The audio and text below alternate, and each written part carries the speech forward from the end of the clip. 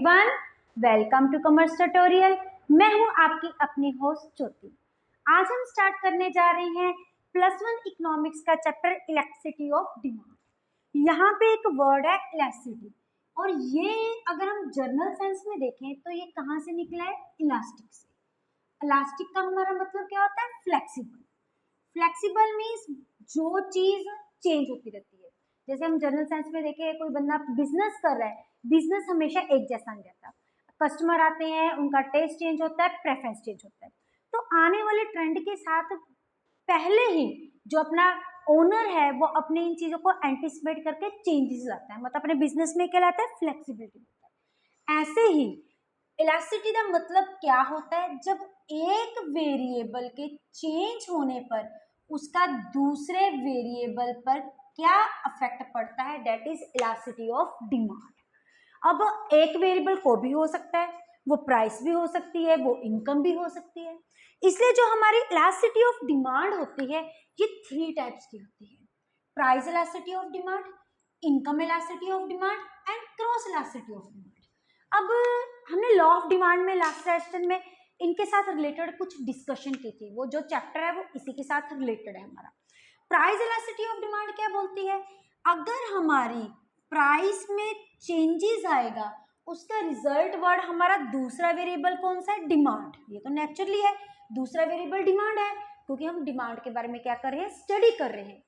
Price के change होने की वजह से हमारी डिमांड पे क्या इफेक्ट पड़ता है, ये क्या बताता है? Price elasticity of demand. Second हमारा क्या है? इनकम। अब यहाँ पे एक वेरिएबल कौन सा आ गया? इनकम। अगर हमारी इनकम चेंज हो रही है, उसका हमारी डिमांड पे क्या इफेक्ट पड़ता है, इस चीज की स्टडी क्या कहलाती है? Income elasticity of demand. Third हमारा कौन सा? Cross elasticity of demand. अब क्रॉस में हम कौन सी गुड्स लेते हैं? Related goods. अब रिलेटेड गुड्स हम लास्ट सेशन में कर चुके हैं कि हमारी जो रिलेटेड गुड्स होते हैं वो 2 टाइप्स की होती हैं। एक होती है हमारी सब्स्टिट्यूट गुड्स, दूसरी हमारी कौन सी होती है? Complementary goods. अब इन सब्स्टिट्यूट गुड्स की चेंज होने की वजह से हमारी डिमांड में क्या इफेक्ट पड़ता है? जो complementary goods which complete each other, इनके बारे में प्लेलिस्ट में पूरी डिस्कशन के साथ हमने इनके मीनिंग एक्सप्लेनेशन डिस्कस किया हुआ है। अगर आप देखना चाहते हो, आप जाके वहां पे डिस्क्रिप्शन लिंक में देख सकते हो। लेकिन ये जो हमारे हैं इनकम इलास्टिसिटी ऑफ डिमांड और क्रॉस इलास्टिसिटी ऑफ डिमांड, ये हमारे सिलेबस में नहीं है। हमने जो टेक इन टू काउंट करना है वो हमारा कौन सा है? Price elasticity of demand. अब लॉ ऑफ डिमांड में हमने क्या पढ़ा था कि प्राइस और डिमांड में कौन सा रिलेशनशिप है? Indirect relationship. अगर प्राइस इंक्रीज हो रही है तो हमारी डिमांड क्या होगी? डिक्रीज होगी। दूसरी तरफ अगर हमारी प्राइस डिक्रीज हो रही है तो हमारी डिमांड क्या होगी? इंक्रीज हो जाएगी। लेकिन उसमें ये नहीं बताया था कि अगर कितने परसेंटेज की, बस इतना बता देता price more demand less, price less demand more. लेकिन एग्जैक्टली मेजरमेंट ये नहीं बताई गई थी कि अगर 20% प्राइस डिक्रीज हो जाए तो डिमांड कितने परसेंट इंक्रीज होगी। अगर हमारी प्राइस 1 रुपए से बढ़ रही है, उसका डायरेक्ट इफेक्ट हमारी जो डिमांड है वो कितने पॉइंट्स, 20 पॉइंट्स, 10 पॉइंट्स, 5 पॉइंट्स, कितनी डिक्रीज हो रही है। इस चीज की हम जो एग्जैक्ट मेजरमेंट किसमें टेक इनटू काउंट करते हैं? That is elasticity of demand में करते हैं। तो हम इसी को भी स्टार्ट करने जा रहे हैं। जो हमारा प्राइस इलास्टिसिटी ऑफ डिमांड का मेजरमेंट करने का जो हमारा फॉर्मूला क्या होता है, अब इस पे इफेक्ट किस पे पड़ता है? डिमांड पे पड़ता है। ड्यू टू क्या चेंज होती है? प्राइस। तो हमारा फॉर्मूला क्या बन जाता है? Percentage change in quantity demand. जिस चीज पे इफेक्ट पड़ता है उसको हमने क्या लिखना है? ऊपर लिखना है। ये डिमांड में क्यों इफेक्ट पड़ता है? Due to change in price, percentage. और बाहर एक सिंबल लगा हुआ है माइनस। अब माइनस क्या डिनोट करता है? माइनस सिंबल, ये जो नेगेटिव सिंबल, इस चीज की डिनोशन है कि प्राइस और हमारी डिमांड में कौन सा रिलेशनशिप होता है? इनडायरेक्ट रिलेशनशिप होता है। और डेल्टा का मतलब क्या होता है? चेंज, भी हमारी डिमांड में क्या चेंज आ रही है। और यहाँ पे भी डेल्टा है, तो इसका मतलब क्या होगा कि हमारी प्राइस में कितनी चेंज आ रही है। अगर हम किसी चीज की चेंजेस करेंगे तो हमें प्राइस भी 2 चाहिए और डिमांड भी 2 चाहिए। इसका मतलब जो हमारी चेंज इन क्वांटिटी डिमांडेड है ये किसके इक्वल हो जाएगी? एक तो हमारी हो जाएगी Q1 माइनस Q। अब ये Q कौन सी है? ये हमारी कौन सी है? Initial price, initial quantity, initial quantity मतलब पहले वाली क्वांटिटी। अब ये Q1 हमारी कौन सी है, न्यू क्वांटिटी। अब चेंज इन प्राइस का क्या फॉर्मूला हो जाएगा हमारा, P1 minus P। Same way से हमारी P क्या बन जाएगी, that is our initial price, और P1 हमारी क्या हो जाएगी, न्यू प्राइस। इस चीज को हम किसके साथ डिनोट करते हैं, डेल्टा के साथ। अगर इसी फार्मूले को हम थोड़ा सा एलेबरेट करें तो क्या बन जाएगा, चेंज इन क्वांटिटी डिमांडेड। अब चेंज इन क्वांटिटी डिमांडेड का फार्मूला क्या है, Q1 minus Q upon change in price. अब परसेंटेज है तो नीचे क्या आ जाएगा हमारा, base into 100 upon change in price मतलब P1 minus P upon base. जब भी परसेंटेज निकालने हम किसके साथ निकालते हैं, बेस के साथ निकालते हैं। बेस मतलब जो हमारी इनिशियल वाली होती है। अब इसको किसके साथ डिनोट करते हैं, delta Q upon delta P। अब ये देखो, तो ये क्या बन गया, upon Q upon delta P upon P। 100 यहाँ पे क्या हो गए, कैंसिल हो गए। माइनस सिंबल तो हमने लेना ही लेना है। हमने 10th में मैथमेटिक्स में क्या पढ़ा था, जो चीज ओवर में होती है वो क्या हो जाती है, रेसिप्रोकल हो जाती है। इट मींस अगर मैं इसको सॉर्ट आउट करना चाहूं तो ये क्या बन जाएगा, P अपॉन Q। ये हमारा क्या बन चुका है, फार्मूला बन चुका है। ये Q upon P upon delta P।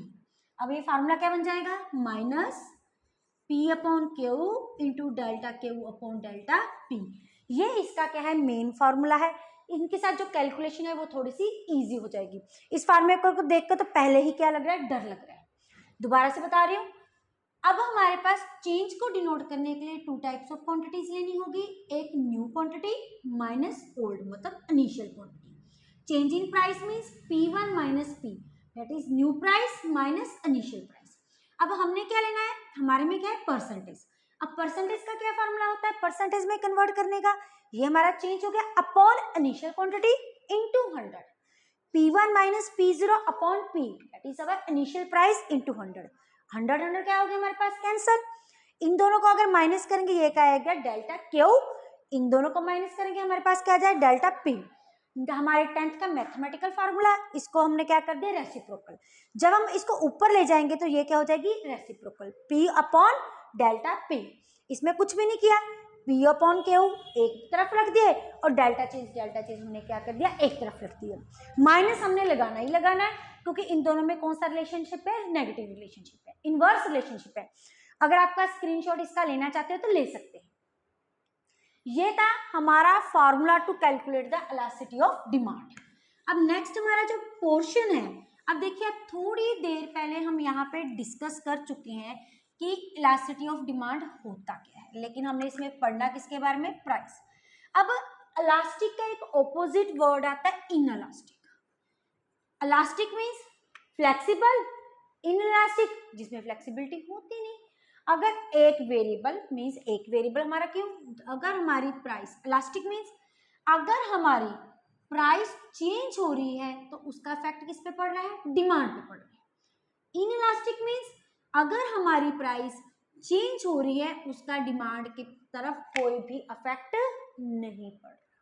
तो इस केस में जो हमारी इलास्टिसिटी ऑफ डिमांड है वो किसके इक्वल हो जाती है, जीरो के equal. Inelastic means no changes there.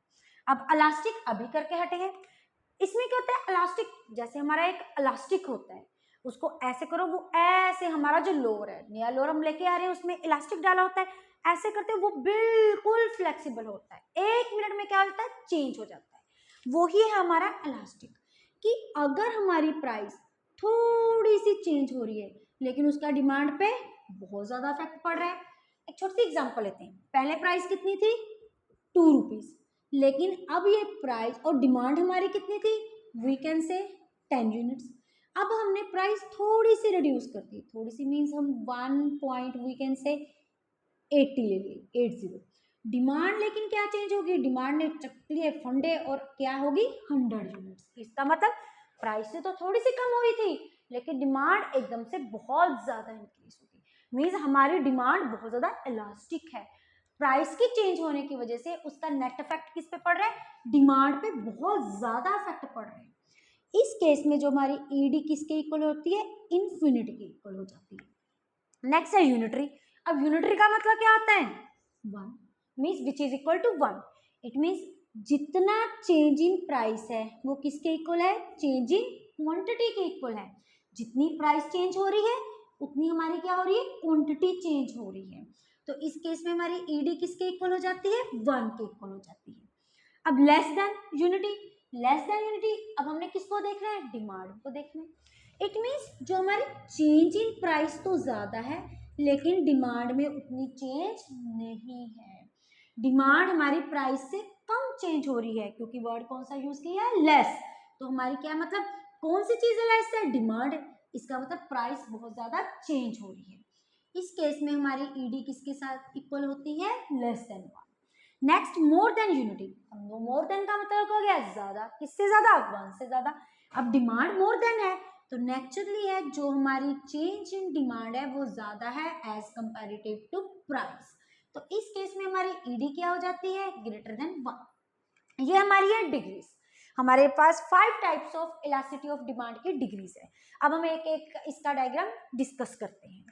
पहले हमारे पास कौन सी है, डेट इज इनइलास्टिक। अब हमारे इनइलास्टिक क्या है, डिमांड क्या है, जीरो है। डिमांड जीरो मतलब प्राइस जैसे मर्जी रहे लेकिन demand will remains the same. अब ये हमारा है एक्स एक्सिस, ये हमारा है वाई एक्सिस। यहाँ पे हम लेते हैं क्वांटिटी और यहाँ पे हम ले रहे हैं प्राइस। अब हमारी क्वांटिटी क्या रहेगी, सेम।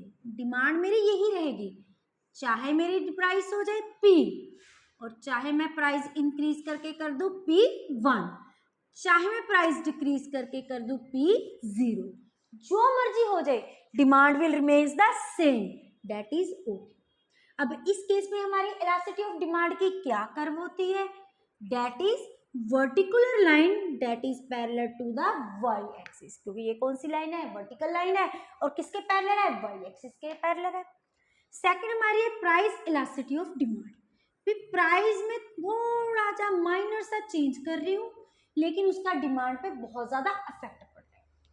अब ये देखो, ये हमारी कितनी है प्राइस, हमने कितनी ली थी पहले price, that is equal to 2 rupees. तो डिमांड हमारी कितनी थी, 10 यूनिट्स। जब मैंने प्राइस रिड्यूस करके कर दी 1.8, अब मेरी डिमांड एकदम से कितनी इंक्रीज हो गई, दैट इज 100 यूनिट्स। अब देखो ये इनिशियल मेरी प्राइस कितनी है 2 और इसमें मेरी क्वांटिटी कितनी है 10 यूनिट्स। अब 1.8 को रिफ्लेक्ट करूंगी, नियर अबाउट यहीं पे रिफ्लेक्ट होगा। इससे कम क्या किया जाए, अब ग्राफिकल तो इतने प्रेजेंट होगा लेकिन मेरी डिमांड कितनी इंक्रीज होगी, 100 यूनिट। इस केस में हमारी ईडी किसके इक्वल होती है, इन्फिनिटी के equal, with change in demand बहुत ज्यादा है। अब इस केस में हमारी डिमांड कर्व क्या है, that is the horizontal line that is parallel to X axis. अब नेक्स्ट हमारा क्या है, यूनिटी इलास्टिसिटी ऑफ डिमांड। इस केस में हमारी ईडी किसके इक्वल है, वन के इक्वल है। ये देखो यहाँ पे हमारी है एक्स एक्सिस, यहाँ पे क्या है वाई एक्सिस। अब दोनों क्या है, इक्वल चल रहे हैं। ये देखो ये मेरी होगी इनिशियल प्राइस, ये मेरी होगी इनिशियल क्वांटिटी। इतनी मैंने प्राइस रिड्यूस कर दी, नियर अबाउट इतनी मेरी क्या होगी, क्वांटिटी इंक्रीज होगी। मेरी सॉरी ये ऐसे, ये होगी मेरी P1, ये मेरी होगी Q1। सेम दोनों में क्या है, डिफरेंस है। और इस केस में हमारी ईडी किसके इक्वल है, 1 के इक्वल है। और इस शेप को हम क्या बोलते हैं, that is rectangular hyperbola. Rectangular hyperbola. Student यहाँ पे मेन मिस्टेक करते हैं, वो क्या बोलते हैं, डाउनवर्ड स्लोपिंग, लेकिन इस चीज को डाउनवर्ड स्लोपिंग नहीं बोला जाता। फिर इस केस में नेक्स्ट क्या है, लेस देन यूनिटरी। अब लेस देन यूनिटरी में हमने क्या देखा है, ये देखिए प्राइस चेंज ज्यादा हो रही है लेकिन डिमांड क्या है, कम है, क्योंकि वर्ड कौन सा यूज किया है हमारा, लेस देन। अब देखो ये हमारी क्या है, इनिशियल प्राइस, इनिशियल हमारी क्या होगी, क्वांटिटी। अब यहाँ पे मैंने प्राइस तो इतनी कम कर दी लेकिन मेरी डिमांड सिर्फ कितनी हो रही है, इतनी इंक्रीज हो रही है। मतलब प्राइस ज्यादा चेंज हो रही है लेकिन क्वांटिटी उसके मुताबिक चेंज नहीं हो रही। ये क्या हो जाएगी, ईडी इज लेस देन 1। अब मेरा नेक्स्ट क्या है, मोर देन 1। अगर हम मोर देन 1 को देखें तो ये देखिए कहाँ पे, यहाँ पे लेते हैं, यहाँ पे ये देखिए, ये रहा, ये है मेरी इनिशियल प्राइस और ये मेरी है इनिशियल क्वांटिटी। अब ये देखिए डिमांड में चेंज ज्यादा है लेकिन प्राइस में है कम। ये प्राइस में कम है और ये मेरी डिमांड में चेंजेस ज़्यादा है। ये हो गया Q1। ये क्या हो गया, ED इज ग्रेटर देन 1। बस यही है शेप। आपके माइंड में उसका कंसेप्ट मीनिंग क्लियर होना चाहिए। आप डायग्राम को बना के कुछ भी देख सकते हो। अब ये अगर हम ध्यान से देखें, जो हमारे ग्रेटर देन 1 में वो हमारी डिमांड दोनों केस में क्या है, डाउनवर्ड स्लोपिंग है। ED लेस देन 1 में भी डाउनवर्ड स्लोपिंग है ये हमारी DD, और अगर हम देखें ग्रेटर देन 1 में उसमें भी क्या है, डाउनवर्ड स्लोपिंग है। लेकिन जो हमारी ग्रेटर देन 1 है वो शेप कौन सी थोड़ी है, फ्लैट शेप। लेस देन 1 की हम थोड़ी सी शेप कौन सी है, स्टीप शेप। अब देखो, अब सभी शेप्स को देखें, जो इक्वल टू 0 है इनएलास्टिक है, that is vertical line parallel to Y axis. Infinity case में horizontal line parallel to X axis. Then come unitary में हमारी क्या है, रेक्टेंगुलर हाइपरबोला, रेक्टेंगुलर हाइपरबोला। अब लेस देन 1 में क्या है, डाउनवर्ड स्लोपिंग है लेकिन steep as compare to greater than 1, और ग्रेटर देन 1 में क्या है, flat as compare to less than 1। ये हमारी डिग्रीज। नेक्स्ट आता है factor affecting the elasticity of demand. कौन कौन से फैक्टर है जो हमारी इलास्टिसिटी ऑफ डिमांड को अफेक्ट करते हैं। फर्स्ट ऑफ ऑल लिखे नेचर ऑफ कमोडिटी। हमारी कमोडिटी कौन से नेचर की है। देखो हमारे पास 3 टाइप्स ऑफ गुड्स होती है। एक होती है नेसेसरी। नेसेसरी मीन्स जिनके बिना हमारा बहुत ज़्यादा ज़रूरी है, जैसे नमक हो गया, चीनी होगी, चाय पत्ती होगी, दूध हो गया, इनके बिना पॉसिबिलिटी नहीं है।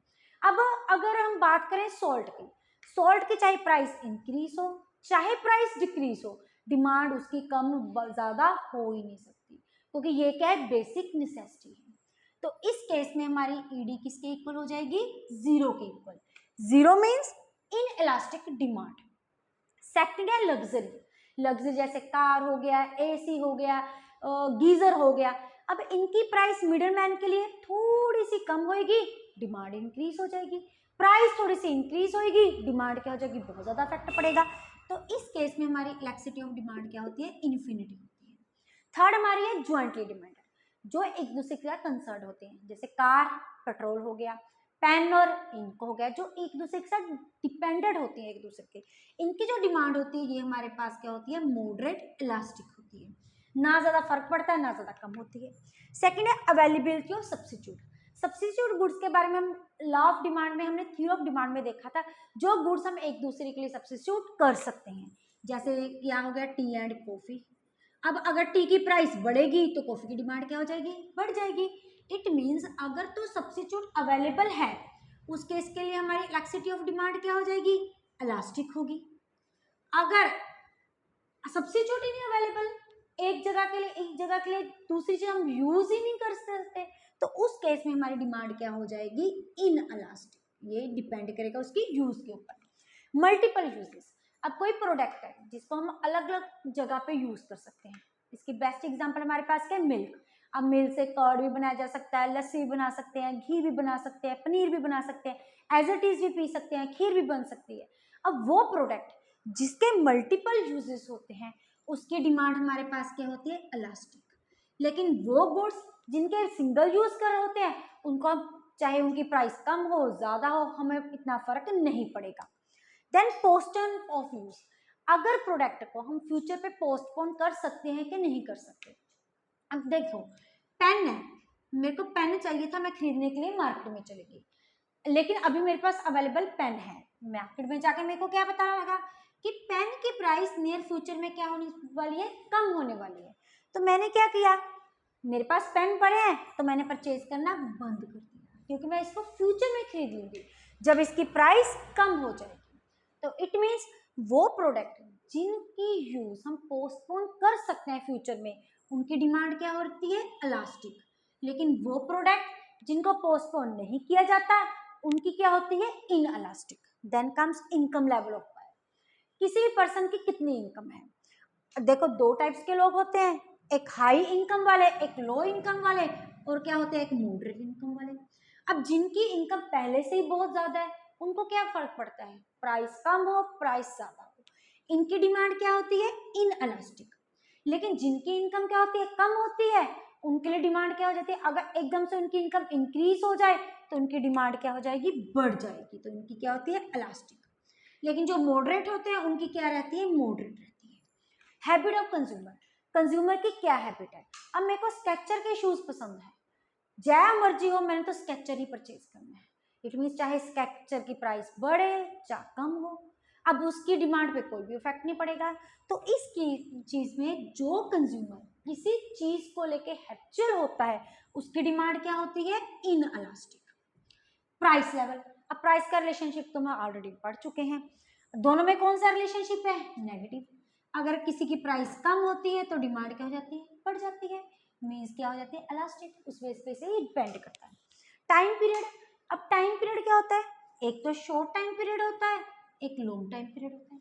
अगर मेरे पास कम टाइम है, अब मेरे को कोई चीज लेनी है तो मेरे पास सिर्फ 1 घंटे का टाइम है, तो उस केस में हो सकता है मेरे को मार्केट में जाने में बहुत टाइम लग जाए, तो इस केस में डिमांड क्या होती है हमारी, इनअलास्टिक। लेकिन अगर मेरे पास अच्छा टाइम है, लॉन्ग टाइम पीरियड है, तो क्या मैं अपने आप को एडजस्ट कर सकती हूँ, तो उस केस में मेरी डिमांड क्या हो जाएगी, इलास्टिक। प्रपोर्शन ऑफ इनकम, एक पर्सन अपनी इनकम का कितना पार्ट अपनी कंजम्पशन पे स्पेंड करता है, ये उस पर भी डिपेंड करता है। अगर कोई पर्सन कम पैसा स्पेंड कर रहा है तो पहले ही वो कम कर रहा है, बेसिक नेसेसिटी ले रहा है, तो उसकी डिमांड क्या होती है, इनअलास्टिक। ऑन द अदर हैंड अगर कोई पर्सन अपनी इनकम का ज्यादा पोर्शन इनकम पे डिपेंड कर रहा है, तो अगर उस पर्सन की इनकम बढ़ जाएगी तो नेचुरली वो डिमांड भी क्या कर देगा, बढ़ा देगा, तो उस केस में हमारी डिमांड क्या हो जाएगी, इलास्टिक कंजम्पशन। यही है जो टॉपिक है जो रिलेटेड हमारी इलास्टिसिटी ऑफ डिमांड, और ये हमारा चैप्टर खत्म हो गया। होप है आपको वीडियो अच्छी लगे तो इसको लाइक करें, ज्यादा से ज्यादा शेयर करें, चैनल को सब्सक्राइब करना ना भूलें। Thank you, have a nice day.